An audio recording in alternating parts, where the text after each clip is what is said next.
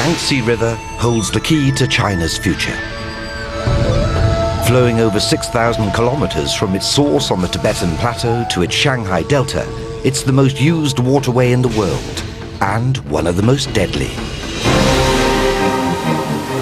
In the last century alone, its floods have killed over 300,000 people. Now man has struck back with an engineering project designed to corral the river's destructive forces and bring it firmly under human control. The Three Gorges Dam is so large it's visible from space. Designed to produce enough electricity to power a tenth of China's total needs, the dam feeds the frenzied expansion of inland megacities such as Chongqing, the fastest growing urban center on the planet. But this progress has come at a huge cost.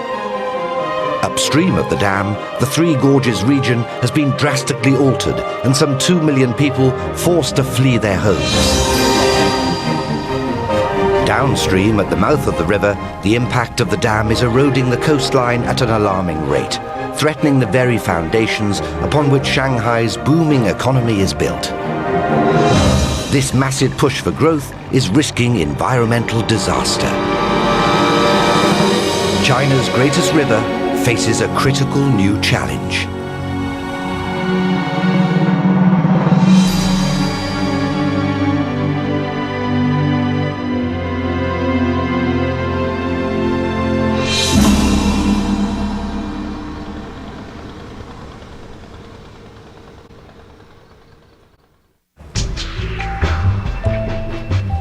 China is witnessing an economic growth, the pace of which the world has never seen. Old and young, rich and poor, its people have endured much in the name of progress. Many have benefited from the country's new wealth. Others have been left behind, less willing or less able to buy into the dream. But relentlessly, the dream goes on, driven by the Communist Party's guiding idea: personal sacrifice for the greater good. It's not only the people who are made to conform to this vision of the future, so too is the landscape. The story of the Yangtze River is the story of modern China. It's the starkest example of the government's quest to control nature in its pursuit of progress. But the Yangtze is not a river to be toyed with. It has the power to make and to break this country. It always has.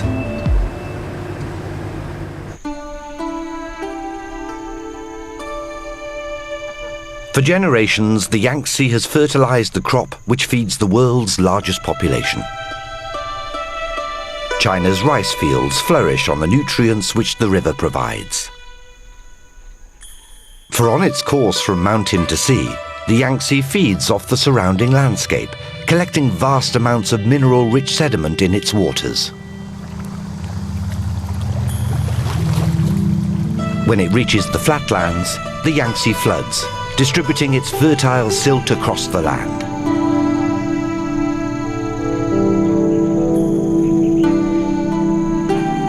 Today, the floodplains of the Yangtze River Basin produce nearly half of all China's grain and cotton.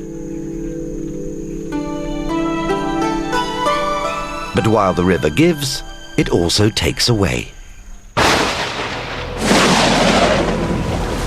The annual flooding of the Yangtze has often posed a deadly threat to those who live near it.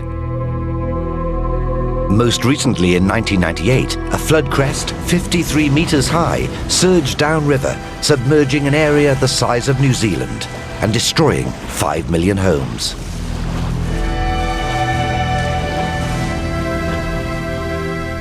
Hu Kenshan is a farmer whose house lay directly in the path of the Yangtze's fury. In 1998, our village was the first to be flooded. From the beginning of the village, all the way down there, the water flowed through the village and covered all this land. We had to travel by boat, and all the buildings were submerged.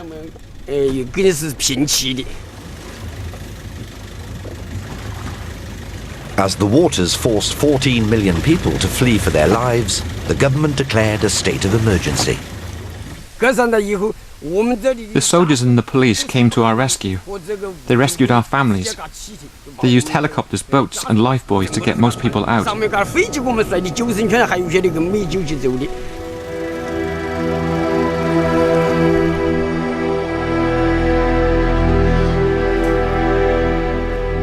The total cost of the 1998 flood topped $30 billion, bolstering the belief that something drastic had to be done to protect the people from floods. This is how the government proposes to solve the problem of the Yangtze flooding, with the barrier of the Three Gorges Dam. Standing 185 meters tall and over 2 kilometers wide, this gargantuan structure is China's largest building project since the Great War. Now, in its final stages of construction, the dam will create a 5 trillion gallon reservoir, hundreds of meters deep and 650 kilometers long, holding back the waters which have caused such devastation in the past.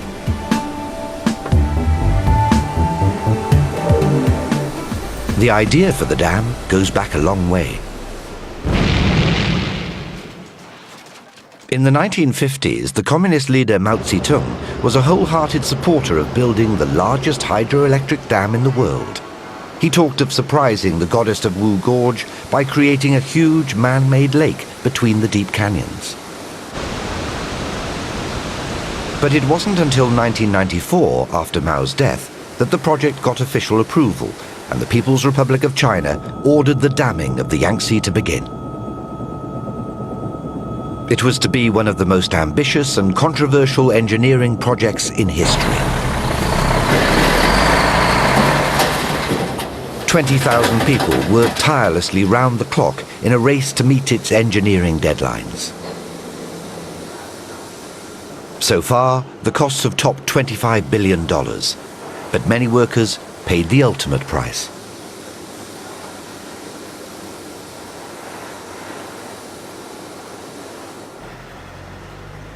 Zhang Zhugan has been involved in the project since the beginning and is chief engineer at the site today. Government experts like Zhugan claim that the dam allows them to control the river's flow, reducing downstream flooding and potentially saving hundreds of thousands of lives. By building this dam, we have reduced the likelihood of flooding from once every 10 years to once every 100 years. If the 1998 flooding reoccurs, this dam would make a huge impact. The residents below will not be affected.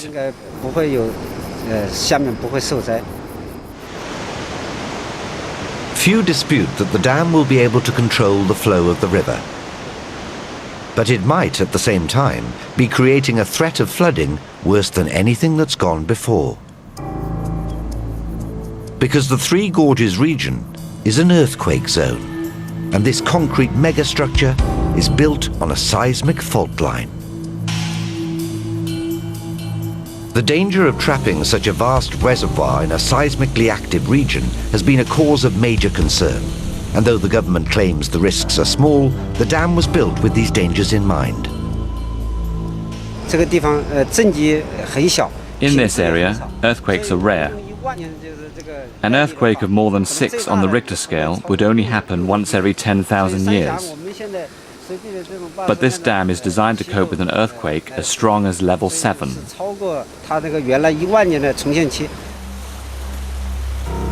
But if the science is wrong and an earthquake makes the dam fail, the effect on the 75 million people living downstream would be catastrophic.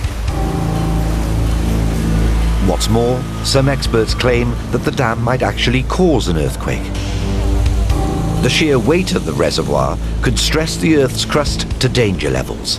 Such events have been recorded even in areas with no previous history of tremors. But the scientists are calculating that the risk of earthquake is small compared to the benefit the dam offers. And so far, the scientists seem to be right. Since the dam was built, the rains have come and gone. And though there's been some localized flooding downstream, the waters have been contained. Loss of life has been at a minimum. But saving lives is just one of the reasons this dam was built. Just as important is that it's crucial to China's industrial ambitions.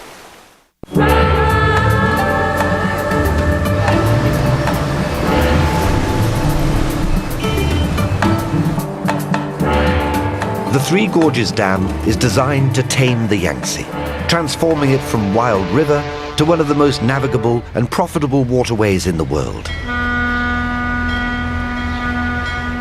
Before the dam was built, the Yangtze's current was so strong that large river traffic had trouble getting upstream.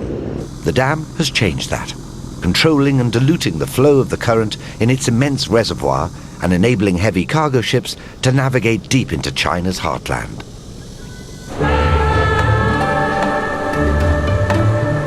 The huge physical barrier which the dam poses to traffic is countered by the most complex system of locks ever built. For ships travelling through these locks, it's a 5-stage, 4-hour ride through the cement corridors from one level of the river to the other.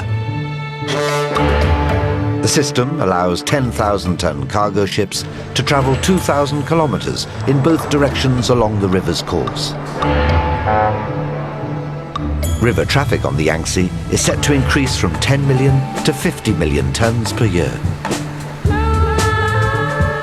This water superhighway is revitalizing China's inland provinces, where gigantic cities with populations of tens of millions are taking shape. The dam not only links these cities to the outside world, it quite literally powers their growth.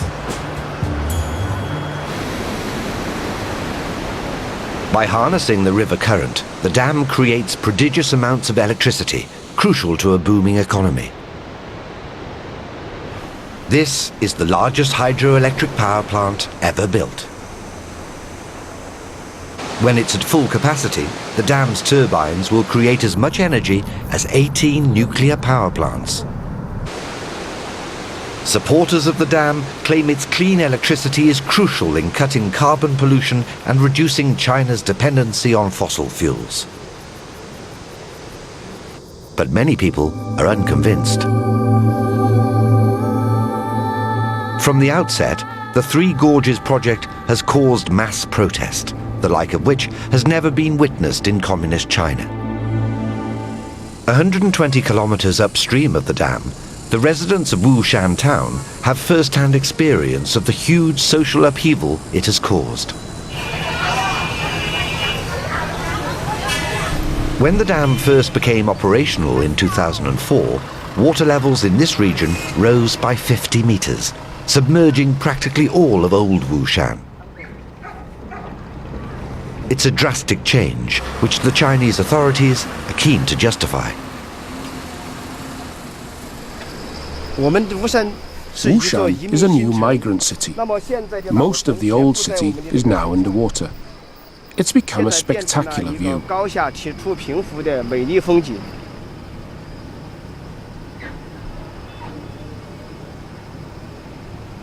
Though he lived in the old city, Chen Qiying was one of the government officials charged with coordinating the evacuation of its residents to the new city further uphill.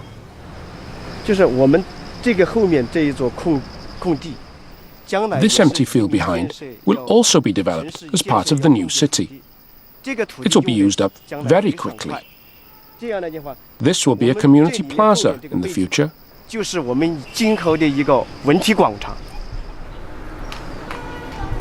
These farmers' homes stand directly in the path of progress, and in the end, they'll have no choice but to move. For in China, all land is owned by the state. Citizens lease their properties from the government on a long-term agreement.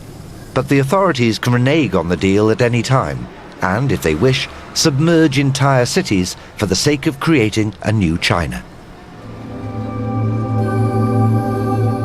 So far, the rising waters have engulfed a staggering 13 cities, 140 towns, and over 1,300 villages.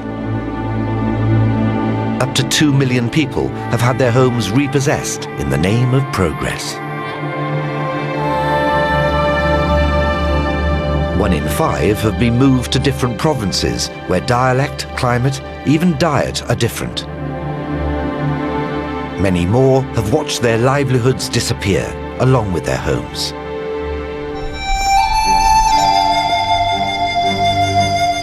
It's not only recent history which has been wiped away by the rising waters. So too has the ancient past. The Yangtze River Basin is the traditional home of the great dynasties and kingdoms of old Asia. The natural barrier created by the river made it an important political boundary and the scene of many historic battles. The Three Gorges region is particularly rich in dynastic architecture. Many emperors built great temples on the steep river banks.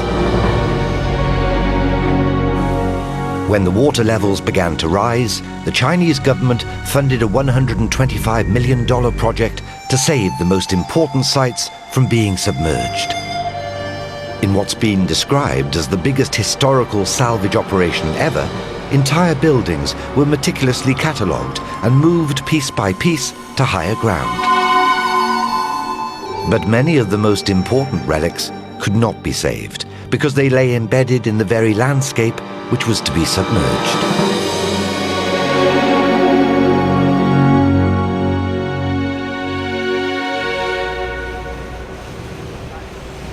Before the building of the dam, the government commissioned a major archaeological survey of this area.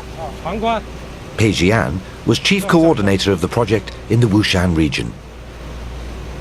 Much of his research focused on the Ba people, an ancient civilization that lived on the steep slopes of the Yangtze and its tributaries, some 2,000 years ago. The most impressive evidence of ancient Ba culture is to be seen in the cliffs high above the river. We are now on the Daying River.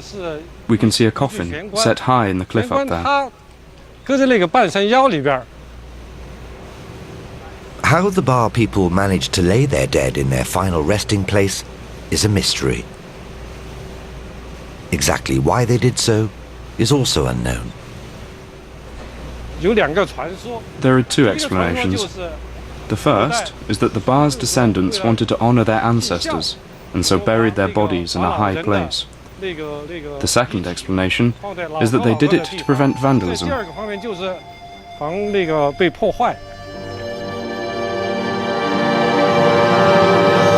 The Ba people couldn't possibly have imagined that ultimately it wouldn't be thieves who would steal their ancestors' remains, but the river itself.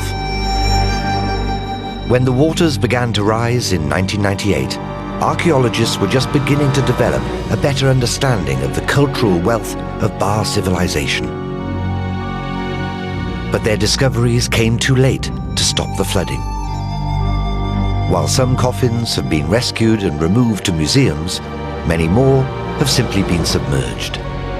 In total, over 1,000 archaeological sites have been lost as the waters have risen.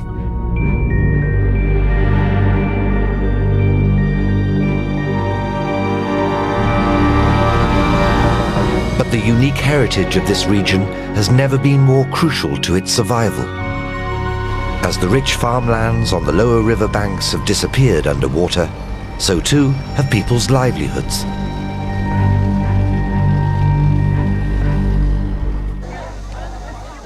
The government sees tourism as providing a replacement income and has poured money into enticing visitors to the Three Gorges region, using its history as a unique selling point.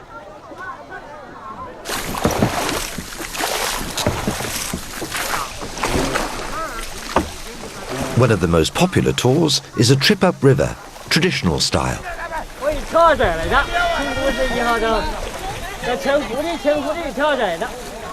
Before the Three Gorges Reservoir was created, parts of the Yangtze and its tributaries ran too shallow for heavy cargo to sail the river's length.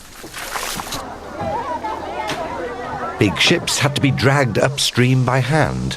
Men, known as trackers, were employed to pull barges along using nothing but human effort and heavy rope. Today, tourists pay for this picture postcard experience of life on the old Yangtze.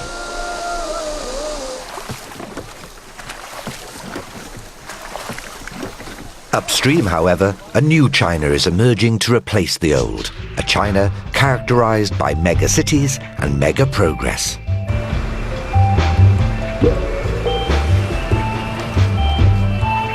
This country is urbanizing faster than anywhere in history, and the Yangtze is at the heart of this massive social change. Some people are embracing the changes. Others are struggling to keep pace, as is the river itself.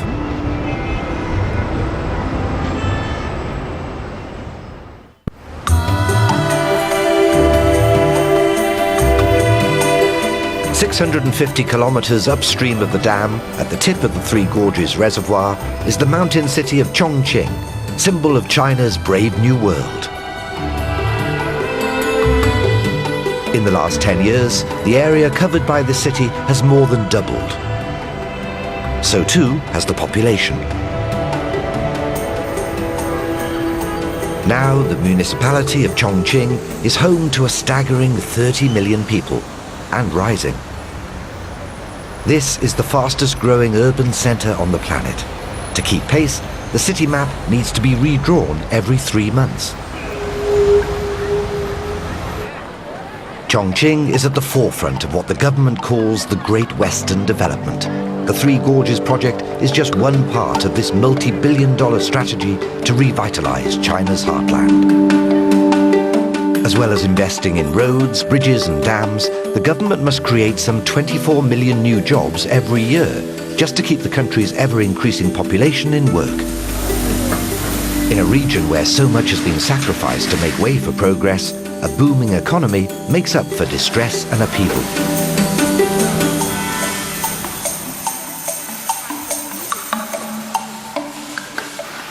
One of those at the cutting edge of the government's development plans is Yingming Shan. He's the founder of the Lifan sedan factory, employing 9,000 workers with an annual turnover of more than $1 billion. Imprisoned in the 1970s for being an advocate of capitalism, today Ming Shan is 24th on China's rich list. He's held up as a shining example of the new entrepreneurial spirit which the government now wants to encourage. We are able to produce motorbikes and cars here. These Lifan products are sold to around 128 countries worldwide. You can buy Lifan motorbikes even in the UK. The Three Gorges Dam has been the cornerstone of Yingming Shan's success. It provides the route by which his factory's products can reach the international market. Before the dam was built, large river traffic could only reach Chongqing in the rainy season, when melting ice and monsoons meant the Yangtze ran deep and fast through the city. But the building of the dam and its huge system of locks allows ships to travel to and from Chongqing all year round. Of course, the main benefit which the Yangtze River provides is convenient shipping. The cost of shipping is very, very cheap. What's more, before the building of the dam, the electricity supply to Chongqing was extremely unreliable. Yingming Shan had to factor power rationing into his business plan. The Stop 3 Ensure 4 campaign meant that every week there would be 3 days without electricity to ensure 4 days with it. But there are no power cuts now because of the Three Gorges power station.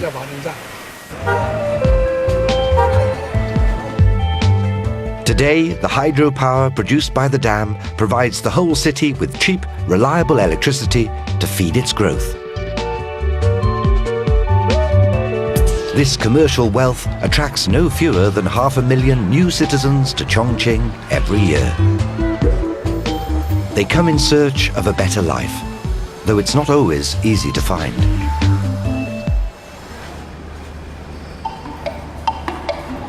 Wedged between the city's bustling port and commercial centre is the Shensumen district, where the Bangbang men live and work.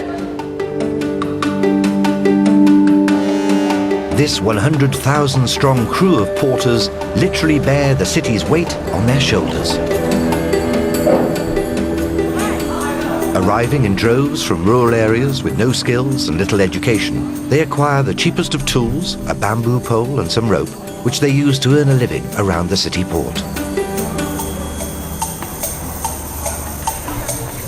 It's this bamboo pole, called bang bang in Chinese, which earns the porters their name. Their services are hired by everyone, from businessmen to tourists, to move all kinds of goods between ships and dry land. Originally from a countryside village, Hu Shen moved to Chongqing 2 years ago and has been working as a bang bang man ever since. Because Chongqing is located high on the mountainside with bumpy roads, bang bang is used to help people carry things. Some people have a lot of luggage which they cannot manage to carry themselves. This is why bang bang exists. Though he carries more than his own weight in goods, Shen earns little more than $7 a day. After sending a few dollars home to his parents, he supports his wife and 2 children on what's left.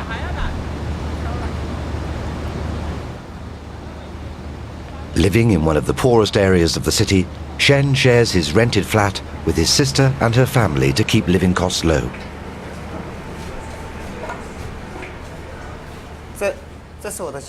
This is my home.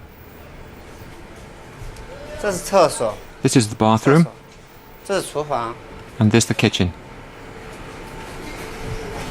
4 adults and 4 children are crammed into this tiny living space. Yet even this is an improvement on Shen's previous standard of living in the countryside. He sees it as the first step on the road to a new future for his family. I travelled over 200 kilometers to Chongqing. In the beginning, I did it to survive. My previous living conditions were very harsh. Now we are here for our children, to provide them with better living conditions and education. The Bang Bang men are living testament to a common belief that the future of China belongs to those who seize opportunity. But as they strive with every step to improve their lives, few realize that the economic boom which provides their opportunity is poisoning the river upon which they depend.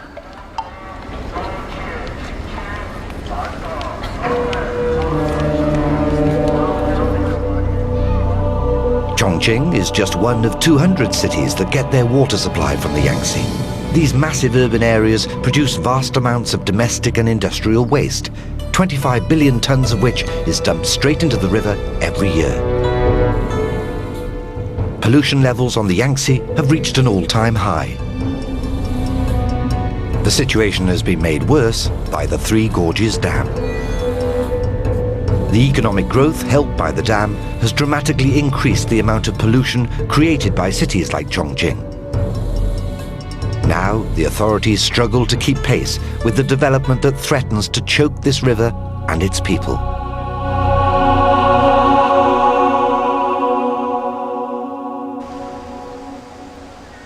Wu Dongming is an environmental scientist who campaigns to protect the Yangtze from the effects of pollution. The Yangtze River area is an industrial development zone. The most common sources of water pollution are firstly effluent from factories, second is domestic sewage, third is agricultural pollution, fourth is shipping waste, fifth is just ordinary rubbish. Few people are brave enough to report the environmental crises faced by the river. In the past, Dongming has received death threats for speaking out. But on the Yangtze, the evidence speaks for itself, as this river absorbs more than 40% of all China's waste. And it's not just the main waterway that's suffering.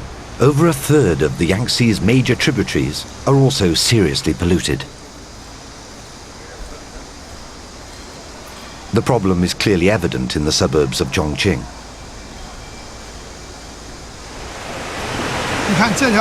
This stream is called Clear Water Stream, but now you can see it's polluted.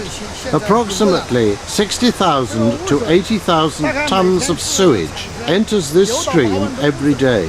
This stream flows into the Jialing River, which then flows into the Yangtze, 15 kilometers downstream. In the past, people assumed the Yangtze was too big to poison, as any toxins were flushed away by the 900 billion tons of water that flowed through the river every year. But the reservoir created by the Three Gorges Dam has altered that current. While the speed of the water on the river's surface has increased, the velocity of the flow beneath has fallen to practically zero. The river can no longer carry waste away from the city, and it now accumulates in a stagnant reservoir. A polluted Yangtze spells disaster for the local population. This river provides drinking water to 400 million people. That's 1 in every 15 on the planet. The polluted water has been blamed for unusually high rates of cancer and birth defects among people who live near the Yangtze. Though the government insists Yangtze water is safe to drink, Wu Dengming still chooses to hike 4 hours every week to draw his own supply from a mountain spring. This water is very natural. It comes from the rain and is filtered through the forest. It's spring water. It's very good.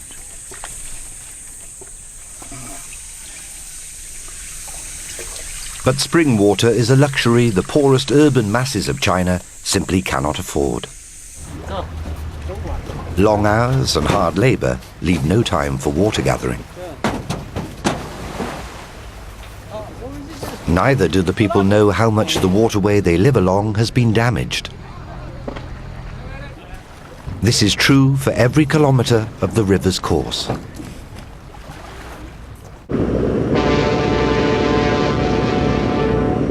As it leaves Chongqing, forging its way downstream towards the East China Sea, it becomes ever more apparent that the Yangtze is overused and under threat.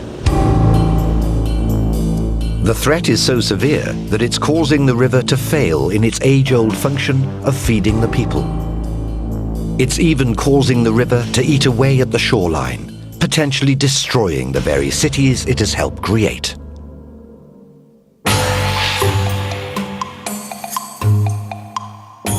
One-third of the way along its seaward journey from Chongqing, the Yangtze comes up against the gigantic physical barrier of the Three Gorges Dam.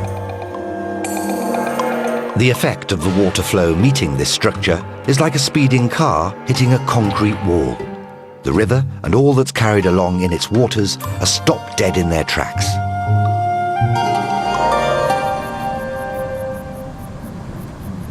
The dam is a feat of engineering of which the Chinese government is very proud.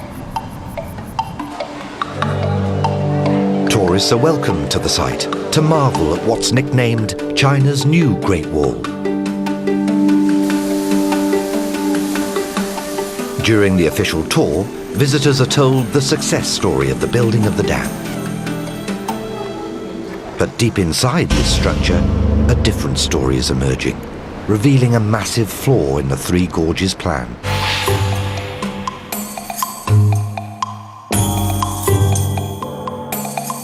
For while the water can still continue downstream through the dam, the same cannot be said about the life-giving silt carried in the river's flow.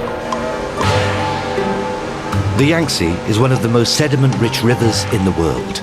It is silt which gives the river its murky brown color, and, deposited by the current, it has shaped this landscape for thousands of years. Special silt valves are built into the dam wall to allow the sediment to flush through. But the sheer amount of silt presents a huge technical challenge.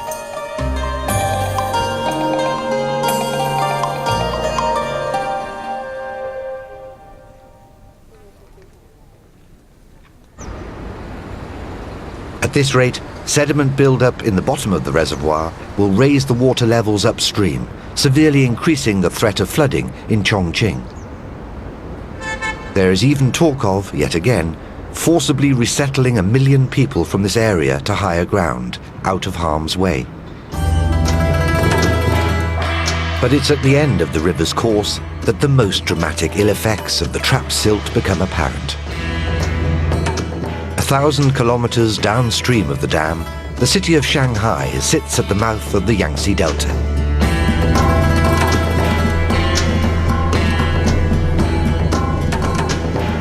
A glittering testament to China's economic growth, this bustling port is built quite literally on the wealth of the river. Over 2/3 of the city's foundations are built on silt, deposited here by the Yangtze over thousands of years.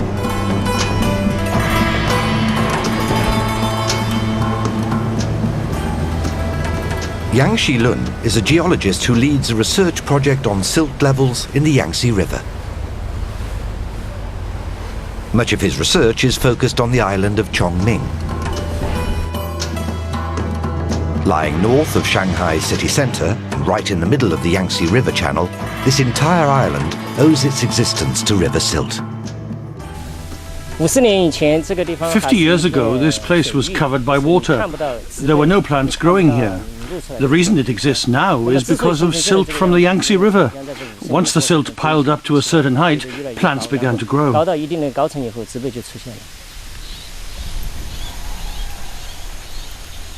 Today, the wetlands of Chongming are a protected conservation area. Incredibly rich in wildlife, they provide a crucial stop-off point for migratory birds travelling from the southern to the northern hemisphere. They are also a vital breeding ground for many aquatic animals. But only a fraction of the Yangtze's silt wetlands are given over to nature. On Shanghai's mainland, urban development has taken over. As China's economic capital, Shanghai is growing fast. Its delta is one of the most densely populated regions on Earth. Boasting some of the most expensive real estate in the world, this city already has nearly twice as many high-rises as New York, and continues to build them at an extraordinary rate. The government hopes that the river will continue to replenish the coastline, providing the new land needed for expansion. But there's a flaw in the plan. There isn't enough silt for the job. Since the Three Gorges Dam was built, our research shows that between 2003 and 2006, some 140 million tons of silt was trapped in the reservoir every year. That's about 60% of all the silt in the water.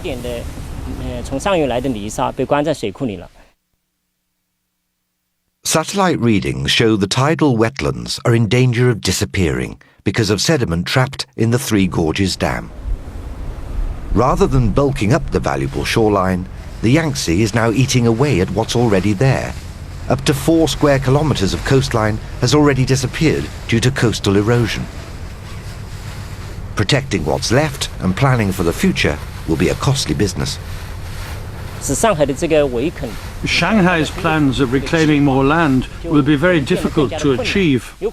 We probably need to revise this plan and introduce new methods to protect the silt. For example, building a breakwater embankment. It will be more expensive because we must build it stronger and higher than before.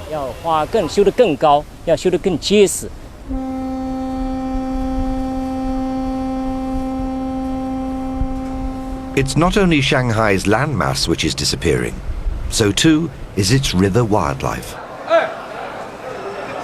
Shanghai Fish Market is a chaotic testament to the quantity and variety of fish life that the Yangtze River supports. 80% of all China's freshwater fish are caught at the river delta here in Shanghai. The industry is worth $700 million a year.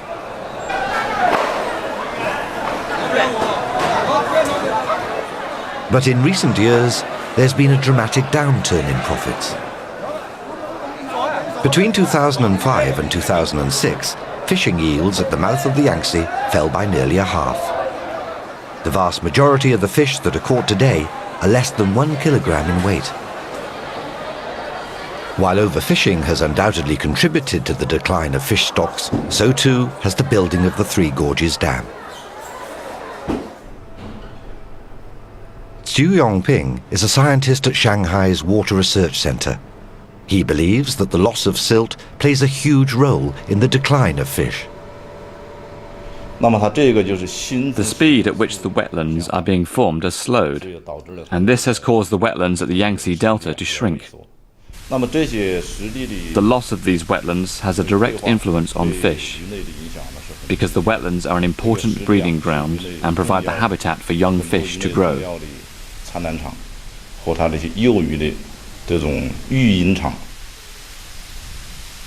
The reduction in sediment is also affecting the river's delicate ecosystem. It is the silt which feeds the microscopic plankton that forms a vital part of the food chain at the Yangtze Delta. Experiments conducted at the Water Research Center show the decrease of silt is affecting the amount and variety of plankton growing in the waters. As certain types of fish-friendly plankton struggle to survive, damaging species take over, causing blooms of algae which are toxic to fish.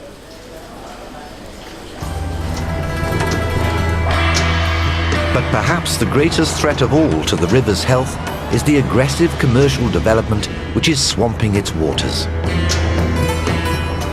The new lock system at the Three Gorges Dam has improved the navigability of the Yangtze.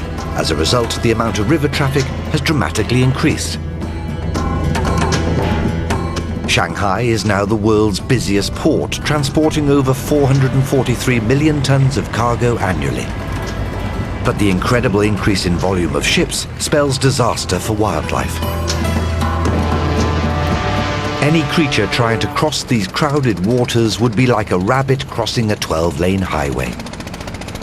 The pollution, which is a byproduct of the shipping industry, also poses a deadly threat. The direct effects are noise, waste pollution, and traffic collisions which cause toxic waste to be discharged. Those are the direct effects. The indirect effects arise from maintaining the river's shipping route, which has to be dredged. To maintain the Yangtze's deep river pathway, a channel 80 to 90 kilometers long, 300 meters wide, and 10 meters deep has to be dug. This is detrimental to the fish's habitat. The combined effects of silt loss and industrial development have had such a dramatic impact that the government has been forced to impose a seasonal fishing ban on parts of the river. Even when they are allowed to cast their nets, fishermen who used to make a handsome living often return to shore with a meagre harvest. Many native species, which were once a common catch, are in danger of becoming museum specimens. One fish on the brink of disappearing is China's iconic river sturgeon.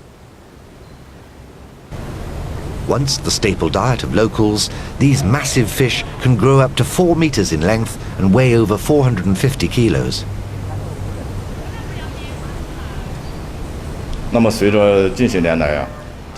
Recent human development and changes to the environment have seriously affected these fish.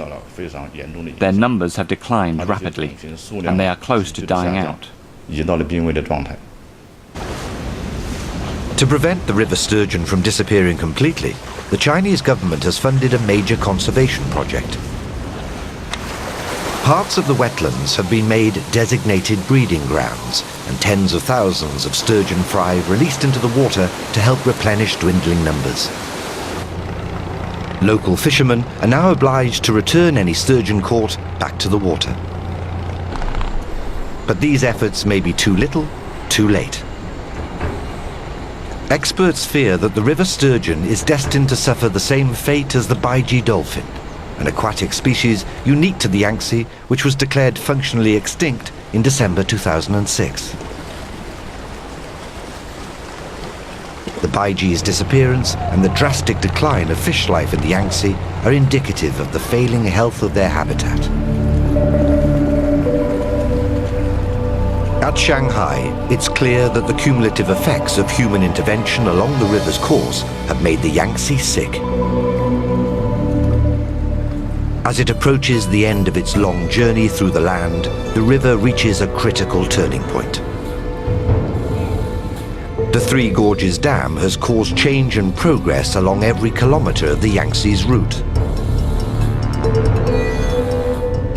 But it has also spawned a rate of development which the river cannot physically sustain. As the trend continues, 70% of these waters could be classed unusable within 5 years. If the Yangtze is ever to recover, drastic change is needed. But now the path to progress has been set.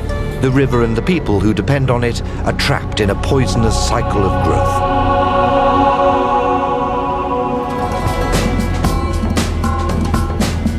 It was initially predicted that the Three Gorges power station would produce enough electricity to meet 1/10 of China's needs. But the pace of development has exceeded all expectation, and demand already outstrips supply. To solve the problem, yet more dams are planned for the Yangtze. The wealth and the future of China continued to depend on this incredible river. But what that future holds for the river and its people remains to be seen.